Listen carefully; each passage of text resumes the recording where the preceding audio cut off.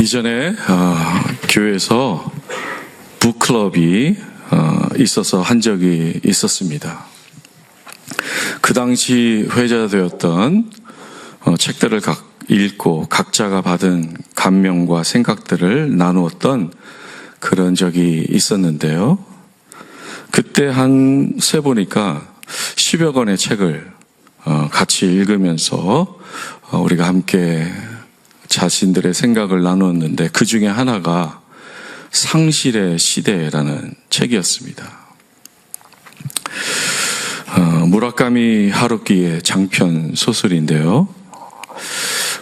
젊은 주인공이 이게 등장하는데 그 친구가, 아주 가까운 친구가 자살을 하게 되고 그로 인해서 인생이 무엇인지, 삶이 무엇인지 깊은 고통과 번민 속에 빠지는 그런 것을 묘사한 책이었습니다. 주인공이 경험한 상실감은 그의 삶을 송두리째 흔들어 놓았던 것이지요. 그러나 거기서 멈추지 않고 그 아픔 가운데, 상실 가운데, 번민 가운데 그는 삶의 더 깊은 본질, 그리고 자신의 삶을 다시 살아갈 수 있게 되었다라는 그런 줄거리의 책입니다. 우리의 삶 속에 경험되는 상실, 그로 인한 상실의 위기들이 있습니다. 그것들이 우리의 존재를, 삶을 마구 흔들어 놓을 때가 있습니다. 마치 광야에 던져진 것 같은 경험들이 일어나게 됩니다. 소망이 끊어진 것 같고 생명이 없어진 것 같은 상태에 놓이기도 합니다. 그런데 상실이 일어날 때 그것을 우리가 어떻게 다루고 있느냐가 매우 중요합니다. 거기에 따라서 우리의 삶의 질과 방향이 결정되기 때문입니다. 상실은 우리 삶 가운데 언제나 일어나게 되는 것이죠. 그런데 그런 상실을 어떻게 우리가 받아들이고 다루고 앞으로 나가겠느냐, 그것이 굉장한 중요한 이슈다라고 생각합니다. 우리 교회를 보면 전원이 다 이민자지만 그 중에서 특별히 북한에서 월남하여 살아온 그런 분들이 상당수 있음을 보게 됩니다. 어떤 교우는 고향이 평안북도였는데 1947년에 월남하여 서울서 살다가 60년대에는 미국으로 공부하러 떠났다가 다시 몇 년 뒤에 캐나다에 이주하여 살게 된 교우도 있습니다. 이런 이야기는 제가 어떻게 아냐면 몇 년 전에 교회에서 만들었던 나의 이야기 생각나시죠? 거기에다 제출해 주신 이야기를 최근에 다시 한번 읽게 됐는데 거기서 이런 이야기를 알게 되었습니다. 적는 고향 땅을 떠나 이민자로 살아가는 우리에게는 상실, loss, 이것이 어떤 것인지 마음 깊이 공감할 수 있는 것입니다. 고향과 관련된 사람들, 그들의 모습, 그들과 나누었던 이야기들, 감정들, 기억들, 이 모든 것을 뒤로 한 채 떠나오지 않았습니까? 또 상실에 대해서 생각할 때 젊은이들을 생각하게 됩니다. 요즘 청년 실업이 참 어려운 이 시대를 보여주고 있습니다. 우리 교회 청년들도 마찬가지인 것을 보게 됩니다. 대학교를 졸업해도 마땅한 일자리가 없어서 전전긍긍하고 더 공부를 하고 있는 것을 보게 됩니다. 사회에 첫 발을 들여놓기도 전에 사회로부터 환영받지 못하는 그런 상실감이 있을 줄로 압니다. 또한 상실에 대해서 생각할 때 우리의 건강을 생각하게 됩니다. 건강이 갑자기 악화가 되고 나빠질 때 우리에게 임하는 상실감, 무엇이라 표현할 수가 없습니다. 죽음의 두려움이 우리를 엄습합니다. 더군다나 이런 상실감을 다른 사람에게 나누는 것이 그런 문화에 우리가 살고 있지 않거든요. 그러다 보니까 더욱더 외롭고 고독해지는 것이 우리의 현실입니다. 정신의학자인 엘리자베스 큐블러-로스의 5가지 단계라는 그것이 있는데요. 거기에 나오는 5가지 단계들을 우리가 상실을 경험할 때 분노하다가 부정하다가 타협도 하다가 그런 우리 안에 이런 모습들이 감정의 표현들이 있을 줄로 아는 것입니다. 저희 아버지께서는 제가 초등학교 2학년 때 세상을 먼저 떠나셨습니다. 벌써 50여 년이 지났고요. 저에게는 오랫동안 가장 큰 상실로 남아 있었습니다. 그리 많지 않은 추억이지만 늘 아버지의 빈자리가 그리웠습니다. 상실은 이처럼 우리 곁에 계시지 않는 분에 대해서는 오히려 더 애틋하고 더 기억하게 하는 것만 같습니다. 제가 1991년에 캐나다로 이민 와서 살면서 신학교에 가고 또 목사가 되었는데요. 돌이켜보니까 상실이 그저 상실로 남아있지 않았다라는 것입니다. 이 말은 저의 개인에게만 해당되는 이야기가 아닙니다. 저의 온 식구에 해당되는 이야기입니다. 목사가 되니까요, 가족의 추도 예배는 자동으로 제가 다 맡아서 했어야 됐습니다. 아버지 기일이 되면 늘 어머니 댁에 가서 추도 예배를 인도하고 멀리 밴쿠버에 있는 가족들에게는 줌으로 하고 이렇게 인도하게 되었는데 어느 한 해 때는요, 말씀을 나누다가 식구들에게 그랬습니다. 아버지의 빈자리가 너무나 크고 그립지만 우리 식구가 이곳 캐나다로 오지 않았다면 우리는 신앙도 모르고 그저 종교인으로 한국에서 살았을 것이라고요. 이거는 가정이 아닙니다. 확신입니다. 제가 한국에 그냥 살았다면 교회는 다녔겠지요. 근데 하나님은 만나지 못했을 거예요. 상실이 오히려 가장 중요하고 본질적인 것을 추구하게 하였구나 깨닫게 되었습니다. 상실의 빈자리에 신앙이 찾아오게 되었음을 하나님께 감사하며 추도 예배를 마쳤던 기억이 있습니다. 예수님의 가르침은 더하기가 아니라 빼기라고 하지 않았습니까? 그것이 저희 식구, 그러니까 이곳에 이민 와서 살고 있는 어머니, 저희 누이, 동생, 그리고 저희 집 식구 모두에게 실제로 일어났던 것입니다.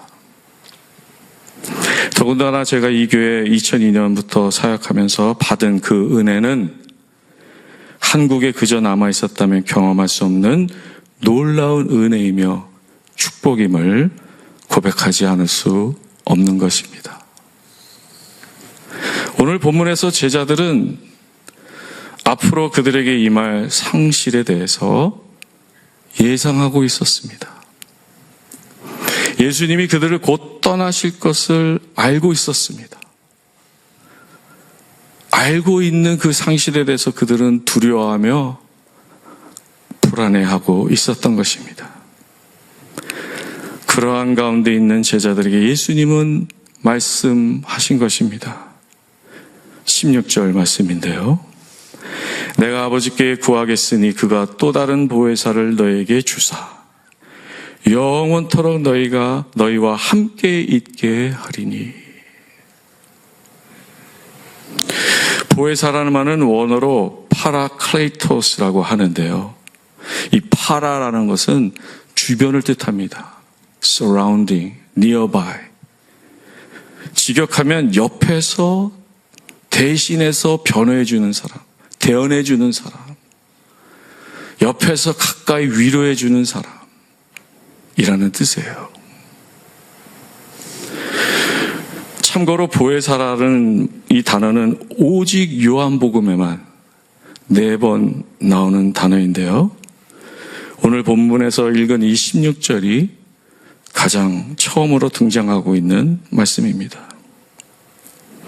성령에 대해서는 요한복음에서는 이미 앞에서도 언급이 되었었어요. 니고데모의 이야기도 있고. 그죠? 그러나 이제는 정확한 이름과 임무가 주어지게 되었음을 우리는 보게 되는 것입니다. 근데 여기서 질문하게 되는 것이 있어요. 왜 예수님은 또 다른 보혜사라고 하셨을까? 그냥 보혜사가 아니라 또 다른 보혜사. 우리 화면을 한번 보시죠. 또 다른 보혜사를 너에게 주사 하셨는데 그 이유는 예수님이 첫 번째 보혜사셨던 거예요. 내가 이제 잡히고 죽임을 당하고 십자가에 달리고 승천할 것이지만 나는 너희들을 떠나지만 또 다른 보혜사가 성령님이 너희와 함께 있어 영원히 있을 것이다 라고 말씀하신 것입니다. 우리가 지난 몇 주 전 수요예배에서 로마서 8장을 정말 성경 말씀이 다 아름답지만 로마서 8장 얼마나 아름다운지 모르겠습니다. 그 말씀을 통해서 알아본 것과 동일한 약속입니다. 사도 바울도 이러한 성령님의 내주하심에 대해서 다음과 같이 말씀하셨는데요. 예수를 죽은 자 가운데서 살리신 이의 영이 너희 안에 거하시면 그리스도 예수를 죽은 자 가운데서 살리신 이가 너희 안에 거하시는 그의 영으로 말미암아 너의 죽을 몸도 살리시리라 말씀하셨는데요. 너희 안에 거하시는 그의 영. 이 거하시다는요, 그냥 여기서도 거하시다가 몇 번 나오지만요, 로마서 8장에 거하시다가 몇 번씩 나오지만은요, 이 8장 11절에 나오는 거하시다는 왜 한글 성경을 저렇게 번역했는지는 모르겠지만 마치 거하고 또 거하다라는 단어예요. 반복이 되고 중복이 되고 강조가 되고 있는 거하다입니다. 내가 너희들 안에 성령님을 보내실 터인데 성령님은 너희와 함께 계실 터인데 마치 말뚝을 받고 나는 안 떠날 거야. 영원히 너희와 함께 하겠다. 라고 마치 그런 것 같다라고 그때 수요예배 때 여러분과 함께 나눴던 것이 기억이 납니다. 이러한 성령님의 내주하심이 오늘 본문 17절에서도 동일하게 강조되고 있음을 보게 됩니다. 그는 진리의 영이라 세상은 능히 그를 받지 못하나니 이는 그를 보지도 못하고 알지도 못함이라 그러나 너희는 그를 아나니 그는 너희와 함께 거하시며 또 너희 속에 계시겠음이라. 성령님이 지금 어디 계십니까? 어떻게 하십니까? 하나님의 약속, 예수님의 약속이셨습니다. 성령이 아니고는 주를 예수라 고백하지 못하는 것입니다. 때로는 성령님을 느끼지 못하고 깨닫지 못할 때 있지만은 여러분들 안에 있음을 믿으시기 바랍니다. 영원히 함께 계실 것을 믿으시기 바랍니다. 요한복음 14장부터 17장을 일명 Farewell Discourse라고 합니다. 예수님께서 사랑하는 제자들 13장에서 발을 닦아주시고 이제 그들에게 고별 설교를 하시는 거예요. 그 보혜사라는 단어가 이 고별 설교 안에서만 언급되고 있습니다. 사랑하는 제자들을 남겨두고 가야 되는데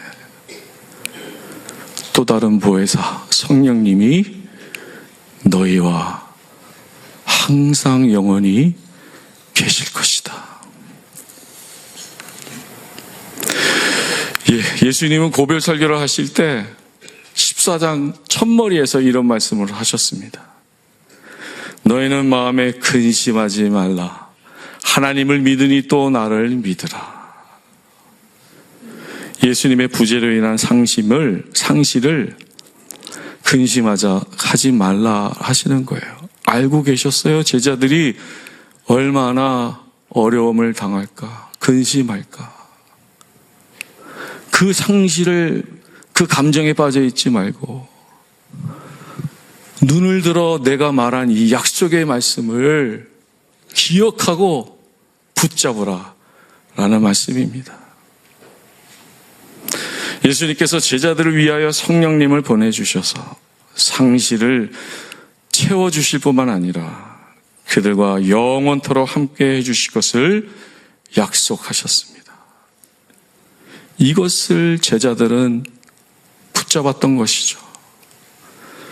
그들은 모두 예수님의 복음의 전도자로 증인으로 죽으면 죽으리라.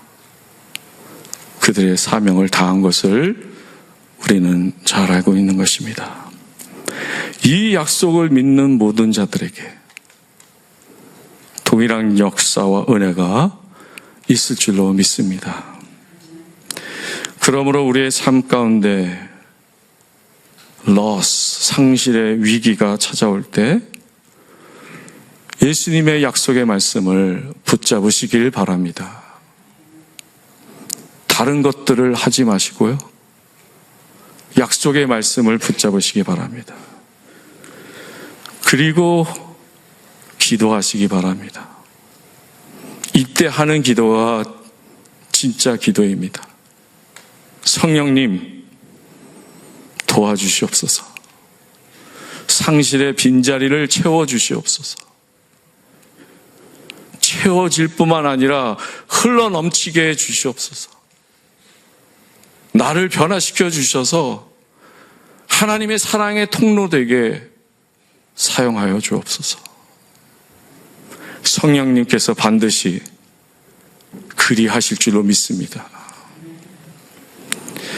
빈자리에 상실의 감정을 다른 것으로 달래지 마십시다. 유흥이나 오락, 우리의 상태를 더 악화시킬 뿐입니다. 며칠 전 이너보이스 묵상처럼 어둠은 어둠으로 물리칠 수 없습니다. 어둠은 빛으로만 물리칠 수 있는 것처럼 상실의 그 빈자리, 상실로 인한 우리의 상한 감정, 다른 것으로 채워지지 않는 것이죠. 어둠은 빛으로만 물리칠 수 있는 것입니다. 하나님께서 천지를 창조하실 때도 그러셨습니다. 공허하고 흑암이 깊은 곳을 향하여 말씀하셨습니다. 빛이 있으라. 빛이 생겼습니다. 또한 상실감을 달래기 위해서 과잉 보상도 하지 마시기 바랍니다. 우리는 심리학적으로 그렇게 할 때가 있어요. 과잉으로 나 자신을 보상할 때가 있습니다.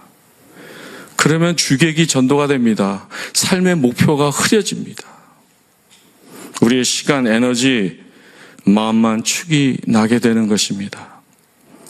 더 나아가서 그 과잉 보상, over compensation에 중독이 될 것입니다. 더 큰 충격 요법이 필요하게 되는 거예요.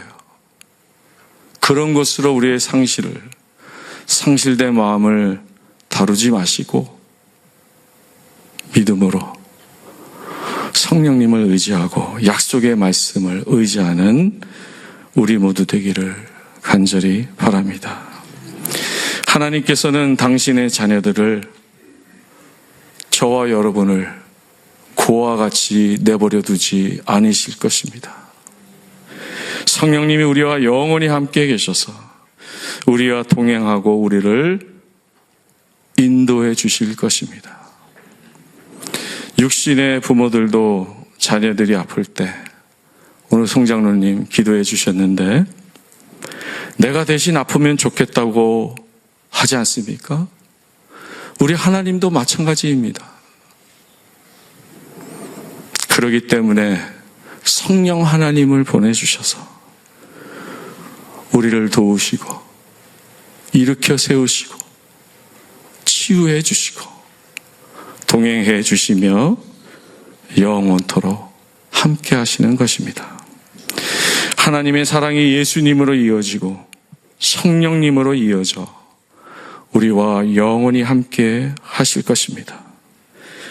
동일하게 우리 부모들의 사랑도 위에서 아래로 흘러 우리에게 임하고 또다시 우리 자녀 손으로 이어질 것입니다. 신앙을 전수하기를 원하신다면 하나님을 사랑하고 이웃을 사랑하십시오. 여러분들의 그런 삶으로 자녀들은 하나님을 사랑하게 될 것입니다. 특히 어머니의 사랑과 희생은 가히 없는 것입니다. 이것이 오늘 본문에서 반복해서 말씀하고 있는 나를 사랑하면 나의 계명을 지키리라 라는 말씀의 뜻입니다. 하나님의 사랑을 경험한 사람들은요, 하나님을 사랑하고 이웃을 사랑할 수밖에 없습니다. 특별히 상실과 배척의 아픔이 있는 자들과 함께 할 수 있는 그런 사랑의 사람들이 될 것입니다. 왜냐하면 우리가 먼저 하나님의 사랑으로 상실을 극복했기 때문입니다. 보혜사 성령님과 함께 살아가는 복된 여러분들 되시기 간절히 바랍니다. 해피 마더스 데이 함께 찬양하시겠습니다.